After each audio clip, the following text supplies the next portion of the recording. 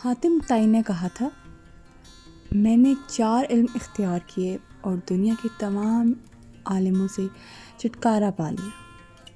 کسی نے پوچھا وہ 4 علم کون کون سے ہیں؟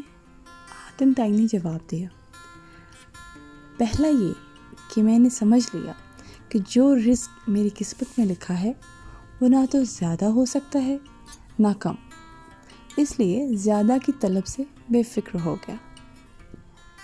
دوسرا یہ کہ اللہ کا دیا ہوا جو حق مجھ پر ہے وہ میرے سوا کوئی دوسرا ادا نہیں کر سکتا، اس لیے میں اس کی ادائیگی میں مشغول ہو گیا۔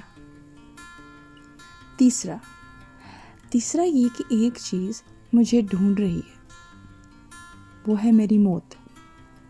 میں اس سے بھاگ تو سکتا نہیں، لہٰذا اس کے ساتھ سمجھوتا کر لیا۔